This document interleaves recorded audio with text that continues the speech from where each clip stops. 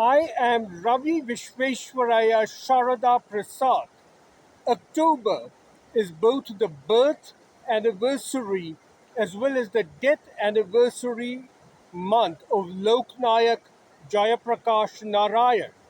A comprehensive biography of JP titled The Dream of Revolution by the historian and diplomat Professor Bimal Prasad and his civil servant daughter Sujata Prasad has just been published.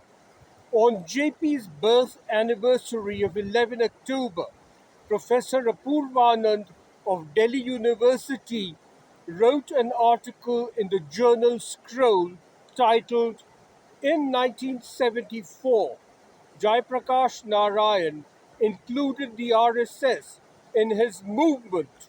India is still paying the price. Why did the seasoned politician fail to resist the temptation of making a Faustian pact with the communal organization? I have a unique perspective on the convoluted relationship between Jayaprakash Narayan and Indira Gandhi. My father, H.Y. Sharada Prasad, was information advisor to Prime Minister Indira Gandhi and knew J.P. well. My maternal uncle, K.S. Radhakrishna, head of the Gandhi Peace Foundation, was JP's closest aide for decades. In this video, I will answer the questions raised by Professor Apurvanand in his article in Scroll magazine about why JP, who had vociferously castigated the RSS, the Rashtriya Swayamsevak Sangh, for decades, abruptly allied with it to overthrow the lady he regarded as his niece. According to my father, H.Y. Sharada Prasad, it was JP's allying himself with the RSS which triggered Indira Gandhi to impose the emergency. My father averred that her main objective in imposing the emergency was to permanently destroy the RSS and its student wing, the ABVP, the Akhil Bharatiya Vidyarthi Parishad. Throughout his long career in public life, JP's frequent shifting of his political views, his contradictions, and his dithering bewildered even his closest associates. In 1973-1974, Indira Gandhi's negotiators with JP were her principal secretary, Professor Prithvinath Dhar, and my father, who was her information advisor. JP's chief negotiator was my maternal uncle, K.S. Radhakrishna. Radhakrishna was assisted on some occasions by Sugata Dasgupta, head of JP's Gandhian Institute of Studies at Varanasi, retired Justice V.M. Tarkunde, and JP's old colleague from the 1930s in the Congress Socialist Party, Achyut Patwardhan. Both P.N. Dhar and my father had known JP for several years, long before they joined Indira Gandhi's secretariat. JP took an extraordinary interest in new ideas in economics and sociology, which could be used for national development. He had advanced degrees in sociology and political science from the University of Wisconsin-Madison, where he was a protege of the eminent sociologist Edward Ellsworth Ross. JP was an avid reader of scholarly journals, and he took the initiative to reach out to promising young intellectuals. JP traveled to Europe to meet proteges of kinds such as Fritz Schumacher, Ernst Friedrich Schumacher, brought him to India and had Nehru appoint him to the Planning Commission. JP came across an article in an academic journal on India's small scale industries written by P.N. Dhar, who was then a young lecturer of economics at Delhi University. The 30-ish academic was very pleasantly surprised when the second most revered man in the nation suddenly turned up at his house to discuss his research paper. From then on, JP gave P.N. Dhar many ideas for his research in economics and sociology. JP had founded the Gandhian Institute of Studies in Varanasi, and he placed P.N. Dhar on its council. So P.N. Dhar therefore came to know JP's two main advisors, K.S. Radhakrishna and Sugata Das Gupta, director of the Gandhian Institute, well. So JP had also started track 2 efforts to find solutions uh, to JP had started track 2 efforts to find solutions to the Kashmir issue and in developing peaceful relations with Pakistan, and he involved P.N. Dhar in them. It was Dhar's expertise in negotiating together with JP which brought him to the attention of Indira Gandhi. During the bank nationalization in 1969, JP recommended to Indira Gandhi that she should consult P.N. Dhar, and impressed Indira Gandhi invited him to join her secretariat. JP reached out to my father long before he joined the Prime Minister's secretariat. My father had become editor of Yojana, the journal of the Planning Commission, in his mid 30s. JP frequently gave suggestions to my father about economic and social developments for coverage in Yojana. Moreover, JP often provided insightful comments on articles written by my father and other analysts.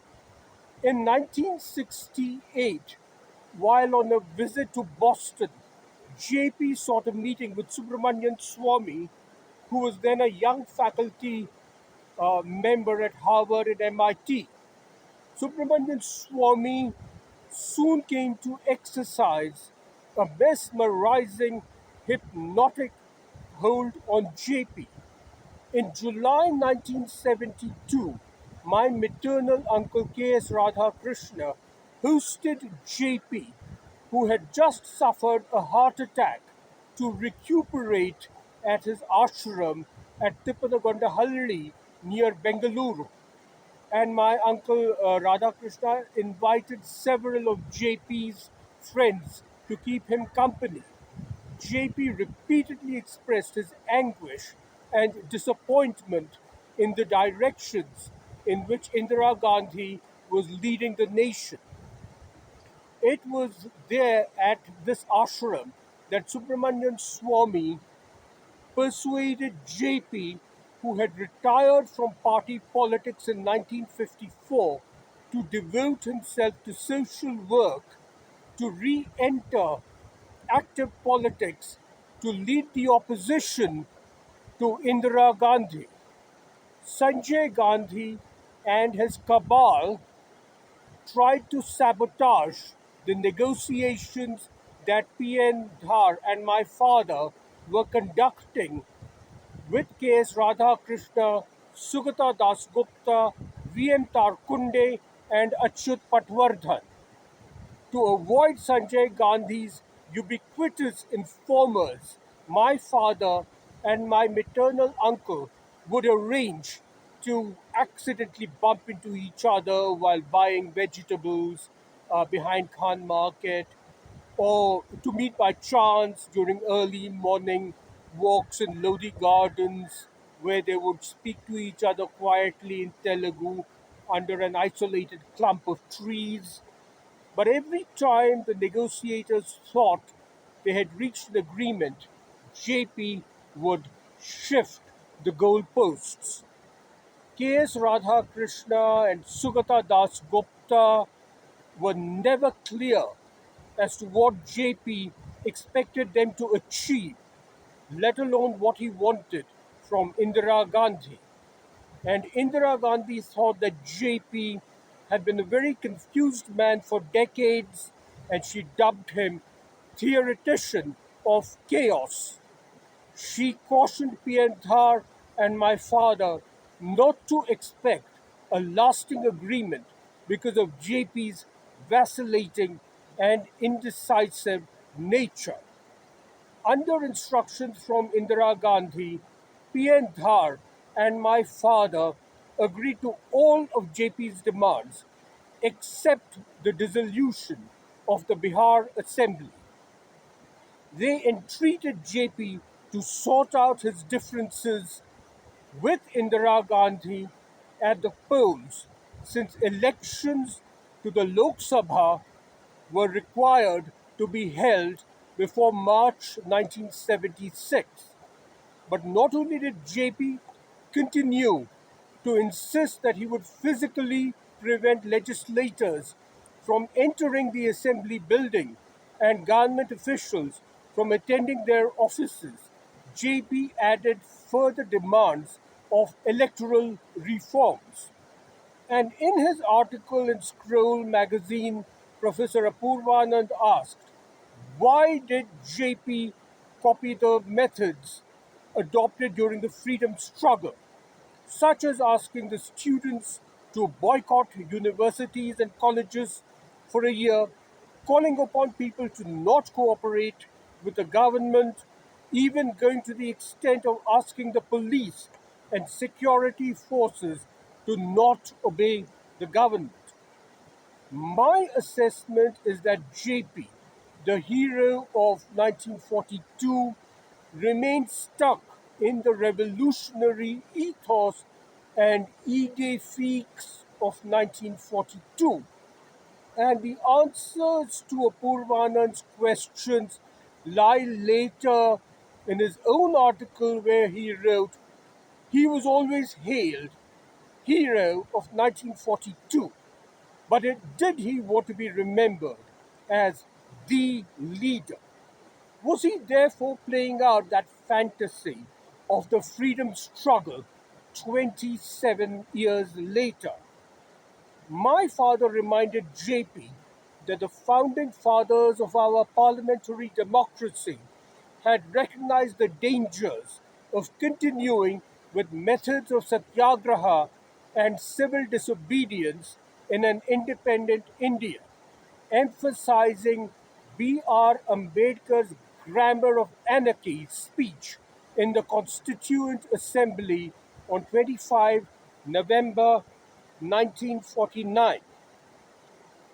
Ambedkar said, the first thing in my judgment we must do is to hold fast to constitutional methods of achieving our social and economic objectives.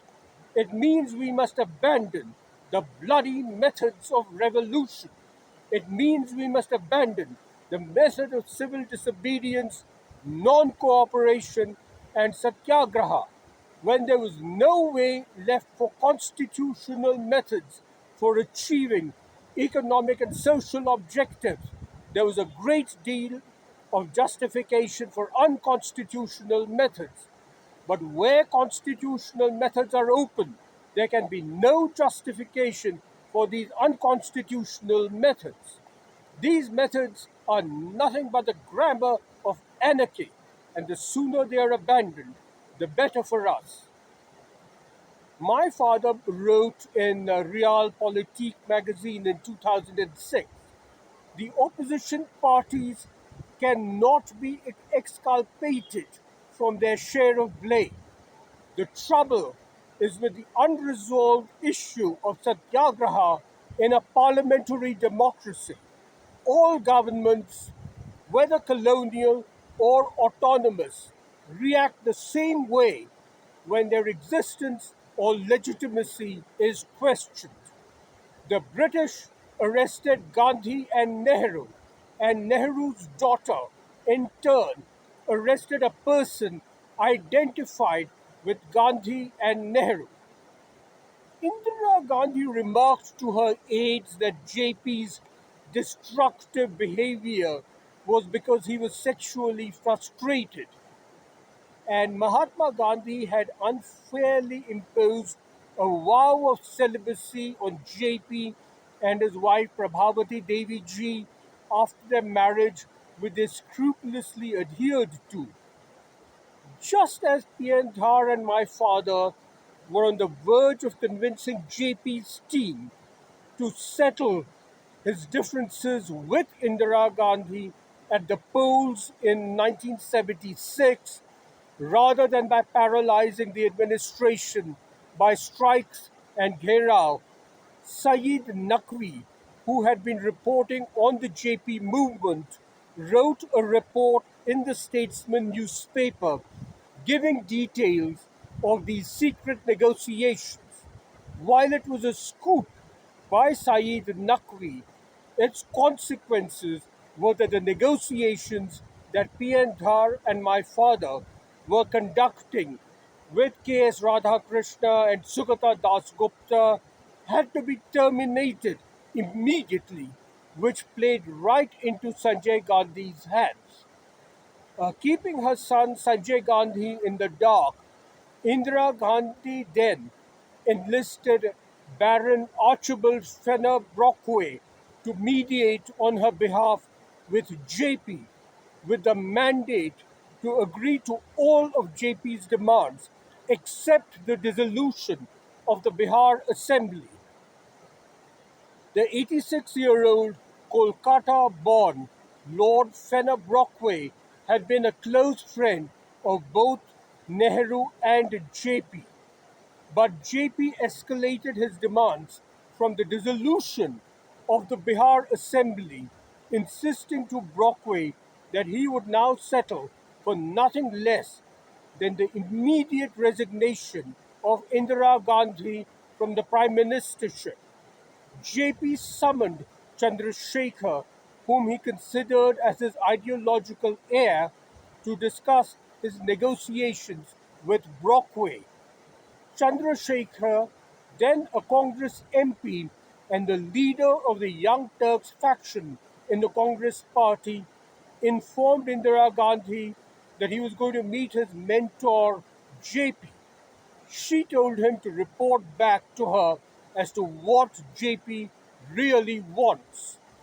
Chandrasekhar uh, presciently replied to Indira Gandhi, "Since JP is not interested in power, you cannot hope to defeat him using power." Chandrasekhar advised JP to accept Brockway's proposal, but JP went off on a long rant about Indira Gandhi being under the influence of Moscow and tying up with the CPI, the Communist Party of India, who had collaborated with the British in 1942. Both Brockway and Chandrasekhar got the impression that JP was confused about his political objectives. The historian Bipin Chandra, author of a book on the JP movement, termed JP hazy, naive, and unrealistic in his negotiations with Indira Gandhi. Bipin Chandra decades later recounted that Achyut Patwardhan told him in 1984 JP's indecisiveness was responsible for the failure of all attempts to mediate between them. And just when an agreement had been arrived at, JP vacillated and did not put the final seal of endorsement on it. Brockway surmised that it was an interpersonal clash of egos between JP and Indira Gandhi rather than any substantial political differences. Brockway told JP that he would get Indira Gandhi to apologize to JP if she had hurt him in any way. Lord Fenner Brockway's conjecture turned out to be correct. JP's close friend and Congress MP Ganga Sharan Sinha recounted JP's thundering to him. What does Indira Gandhi think of herself? Does she think she can ignore me? I have seen her as a child in frocks. After JP's demise in October 1979, K.S. Radhakrishna and Sukata Dasgupta told my father that since JP saw himself as the next Mahatma Gandhi, he expected that Indira Gandhi would constantly run to him for advice and guidance, and he was upset when she refused to treat him as a father figure. My father replied that it was unrealistic to expect her to treat someone who was only 15 years older than her as a father figure. JP was born in 1902 and Indira Gandhi in 1917. In his article in Scroll magazine, Professor Apurvanand asked, JP was as opposed to the RSS as Indira Gandhi. So why did he, a seasoned politician and someone who could have been a statesman, fail to resist the temptation of making a Faustian pact with the RSS in 1974? Had the situation in the country become so precarious that there was no option but to overthrow the Congress government and to go to any extent to achieve this? It was while Brockway was waiting for JP's response, having advised JP to accept Indira Gandhi's generous offer, that JP suddenly committed the horrible blunder of inviting his decades long enemy, the RSS, the Rashtriya Swayamsevak Sangh, to join his Sampurna Kranti Andolan. Without consulting his team, JP asked Subramanian Swamy and Ramnath Goenka to reintroduce him to Nanaji Deshmukh of the RSS. JP and Nanaji had worked together on famine relief in the 1960s. Subramanian Swamy, by then a Bharatiya Janasangh Rajya Sabha MP from Uttar Pradesh, convened a meeting at the Allahabad residence of Murali Manohar Joshi, to which he invited JP, Nanaji Deshmukh, K.N. Govindacharya, and Kailash Pati Mishra. It was decided that the Bihar student leaders, Lalu Prasad Yadav, Sushil Kumar Modi, Ramvilas Paswan, Sharad Yadav, Nitish Kumar, Ravi Shankar Prasad, etc., would cede the leadership of their agitation to JP and Nanaji. JP's own team of K.S. Radhakrishna, Sugata Dasgupta, Achyut Patwardhan, and Justice V.M. Karkunde, as well as his political heir Chandrasekhar, were kept totally in the dark about JP's abruptly tying up with the RSS, all in the course of a couple of days. They were aghast at his sudden abandoning the principles of a lifetime, since JP had been second only to Nehru in vociferously condemning Hindutva and the RSS. P.N. Dhar and my father reminded JP of his past statements about the RSS.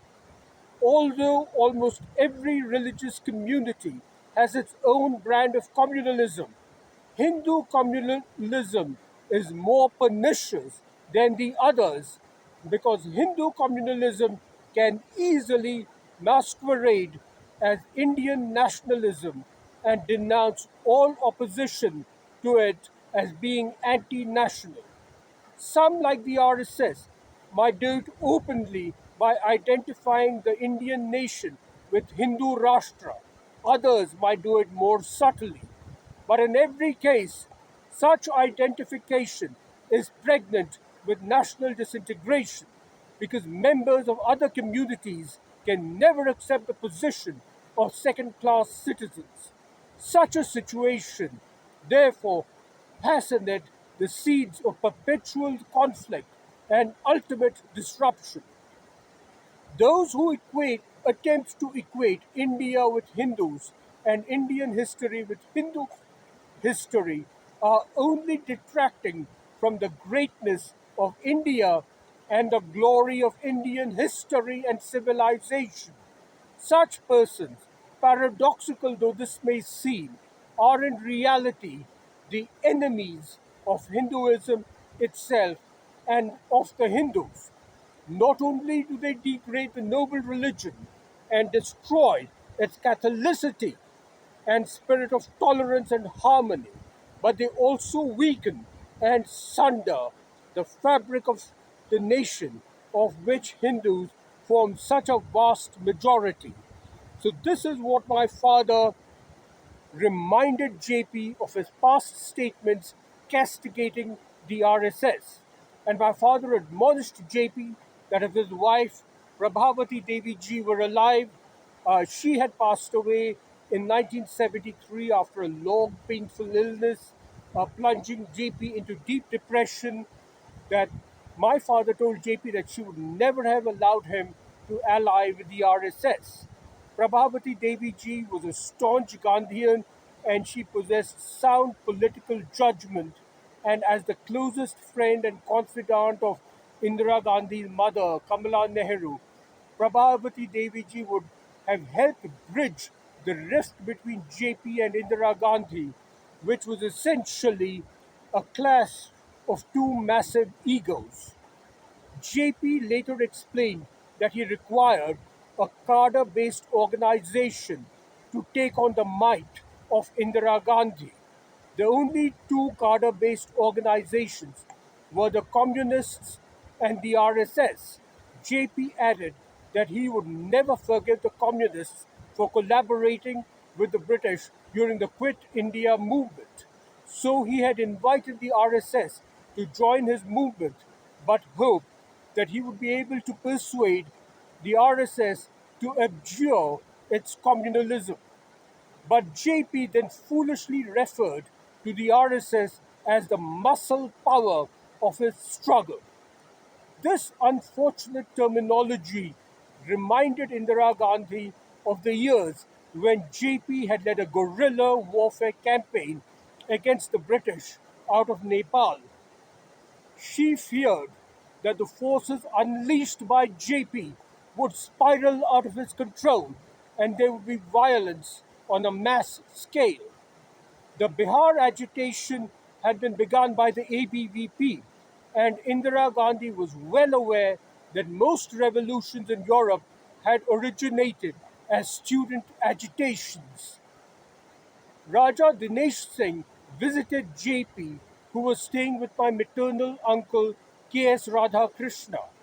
A visibly rattled Radhakrishna came to our house late that night and asked my father whether Dinesh Singh had been authorized by Indira Gandhi or whether he was acting under the instructions of Sanjay Gandhi.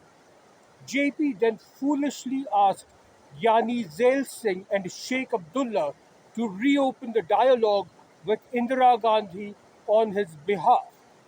Indira Gandhi and PN Dhar were well aware that Yani Zail Singh and Sheikh Abdullah would use this opportunity to further their own political agendas with repercussions in Punjab and Kashmir.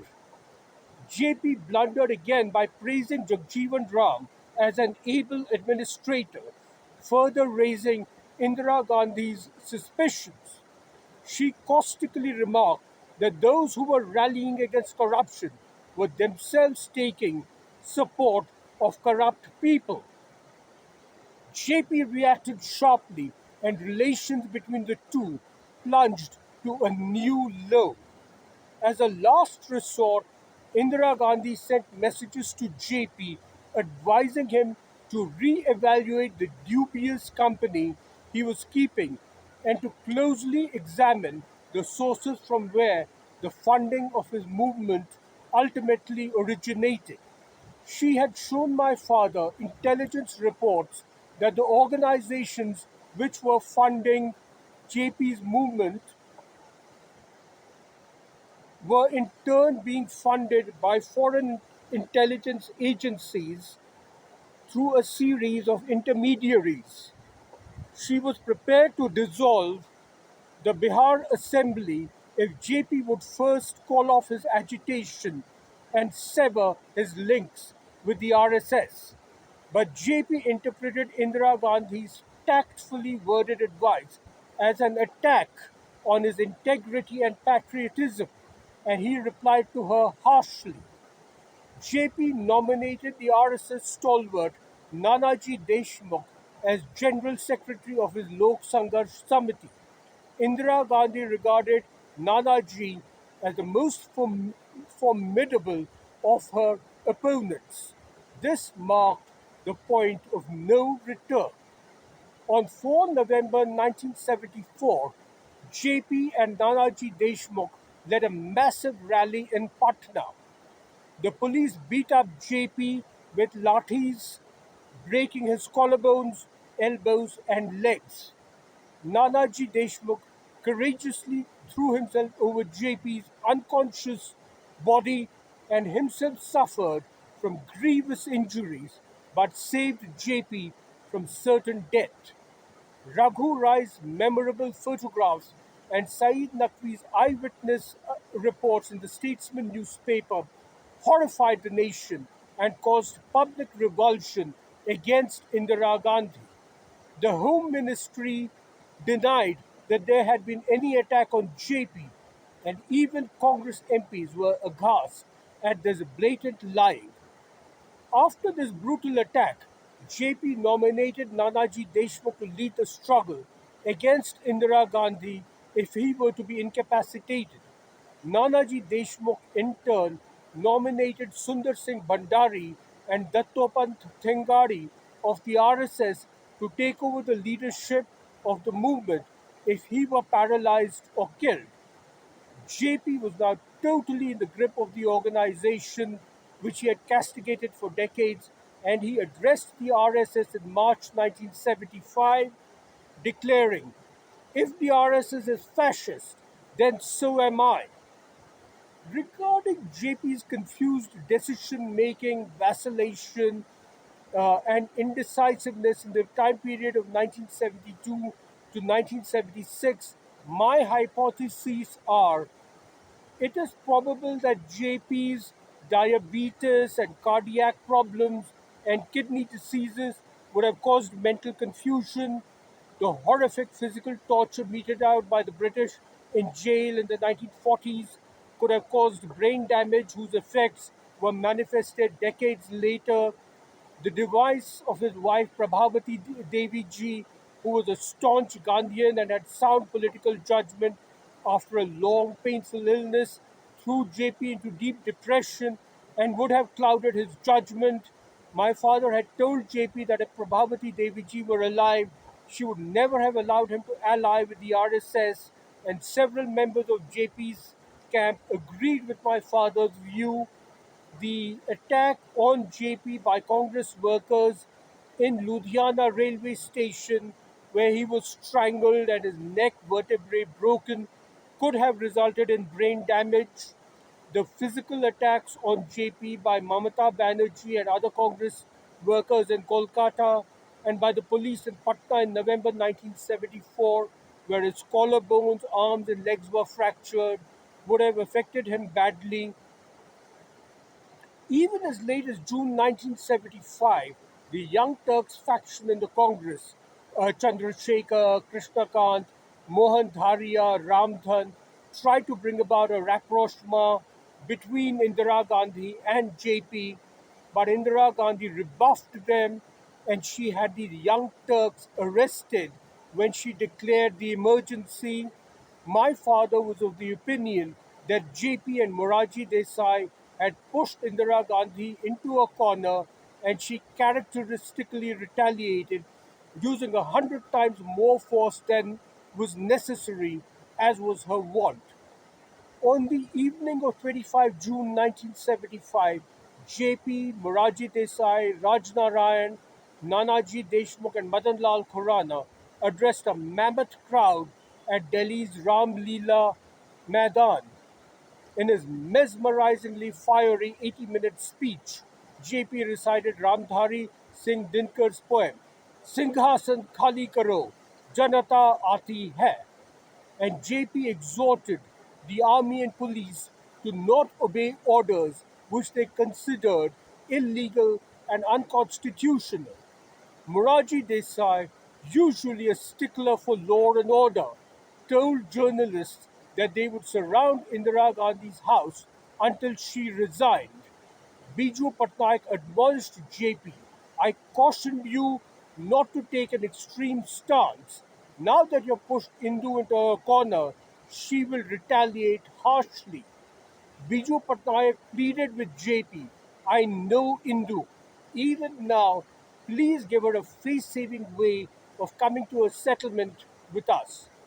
One of the shrewdest persons in Indian politics, Dwarka Prasad Mishra, told my father years later, JP, having known Indira Gandhi from her childhood, ought to have realized that she was a wildcat, and she reacted exactly how a wildcat reacts when it is cornered without an escape route. She jumped on their faces and gouged their eyes out. My father wrote to Kanwar Natwar Singh, who was then Deputy High Commissioner of India to the United Kingdom, on 20 July 1975, giving instructions on how the arrests were to be explained to British politicians and media. The numbers of those arrested are very large, but so many whom one would have expected to have been rounded up have been left well alone, much to their discomfiture, like Nijalingappa, Sanjeeva Reddy, S.K. Patil, Atulya Ghosh, Acharya Kripalani, Kamaraj, etc. It is those who were directly responsible for making a deal with the RSS and handing over the reins of the movement to Nanaji Deshmukh who have been rounded up. And all those organizers of RSS, Anand Marg, Jamaat, the Chhatra Sangharsh Samitis or Jan Sangharsh Samiti of Bihar have also been nabbed. As for Friends of India, their instinct and yours and mine is right that this country and this person can never be despotic, and the entire operation was necessary to save our political structure. When we speak of our political structure or aims, the leftists only speak of socialism. The Anglo US European liberals only a pluralistic democracy. Neither group gives much importance to secularism. The cardinal mistake of JP and Company was to hand over the controls to RSS, and no man in his senses can ever say that an RSS led opposition front can preserve a system based on religious tolerance and equality. This was what my father, H.Y. Sharada Prasad, had written to Kanwar Natwar Singh a few weeks after the emergency was declared. For a while, the RSS pandered to JP. The Bharatiya Janasangh merged itself into the Janata Party and, as per JP's wishes, did not campaign on a Hindutva platform in the 1977 elections. In the March 1977 Lok Sabha elections, the Janata Party and its allies won 345 seats. The erstwhile Bharatiya Janasangh faction won 102 seats, out of which 91 belonged to the camp of Atal Bihari Vajpayee. Jagjeevan Ram's Congress for Democracy won 28 seats. Atal Bihari Vajpayee and Jagjeevan Ram quickly worked out a deal whereby the Janasangh faction would support Jagjeevan Ram for the prime ministership, with Vajpayee becoming the deputy prime minister. The RSS and the Bharatiya Janasangh hoped to access the Harijan and Dalit base of Jagjeevan Ram and thereby come to power all on its own 5 years later. It was widely believed that JP too favored Jagjeevan Ram, although he did not explicitly endorse him. 35 MPs belonging to the socialist bloc too supported Jagjeevan Ram. However, the four Sarvodaya associates of Mahatma Gandhi, my maternal uncle K.S. Radhakrishna, Narayan Bhai Desai, Siddharaj Dada, and Govind Rao Deshpande, persuaded J.B. and Acharya J.B. Kripalani to announce Moraji Desai as the Prime Minister. The four Gandhians emphasized that Jagjeevan Ram had held a comfortable cabinet post throughout the emergency, in fact, moving the emergency resolution in Parliament, and that Vajpayee had uh, promised Indira Gandhi that he would not oppose the emergency in exchange for being released on parole. JP too magnanimously rose above his antipathy for Morarji because he realized that in addition to being an excellent administrator, Morarji had the highest moral claim, having staunchly opposed Indira Gandhi throughout. By then, JP had realized that he had been inextricably entangled in the tentacles of the RSS. His optimism that he would be able to persuade the RSS to abjure communalism was a mirage. So JP nominated his protege and political heir Chandrasekhar to be president of the Janata Party with a mandate to curb the power of the RSS over the Janata coalition government. The staunchly socialist Chandrasekhar detested the RSS.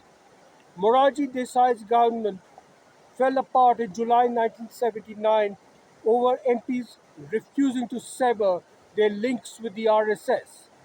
Subramanian Swamy should explain for posterity how he came to exercise such a mesmerizing, hypnotic hold on JP and the tying up with Nanaji Deshmukh and the RSS.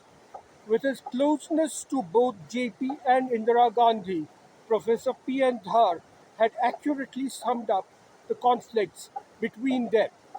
Whatever the final assessment that historians may make about Indira Gandhi, one conclusion is clear from the events preceding and following the emergency declaration. It was not a contest between a revolutionary leader leading the hosts towards a new social and political order and a wily politician anxious to impose her personal dictatorship on the country. The actual outcome on both sides of the barricades was much less spectacular. JP proved an ineffectual revolutionary and Indira Gandhi a half hearted dictator. Indira Gandhi's problem was much more complex than JP's, for whom what was happening in the country was like a medieval morality play in which all the angels were on his side. He had no dilemmas, his mind was full of certitudes. He was more attuned to the rhetoric of revolution than to the complexities of administering a difficult country. When the fateful moment arrived, JP did not let the law take its own course. Whether it was his mistrust of Indira Gandhi's motives or his own lack of faith in the democratic method or his ambition to go down in history as a political messiah of the Indian people is beside the point. Similarly, Indira Gandhi showed more faith in the repression of political opponents and dissidents in her party than in her own ability to engage them constructively or fight them politically. Whether she opted for the emergency to save herself from loss of power or as shock treatment to bring the country back to sanity is also beside the point. The fact remains that both JP and Indira Gandhi, between whom the politics of India was then polarized, failed democracy and betrayed their lack of faith in the rule of law. This is what Professor P. N. Dhar had written. So please subscribe to my channels on YouTube and IGTV And please follow me on LinkedIn and Twitter and Facebook and Instagram. My Twitter account is @RVP is my Twitter account. On my YouTube channel, I will be uploading several more videos about my opinions on politics, the economy, business, and industry, and about technology. So please subscribe to my YouTube and IGTV channels. This is Ravi Visvesvaraya, Sharada Prasad saying goodbye. Have a great day.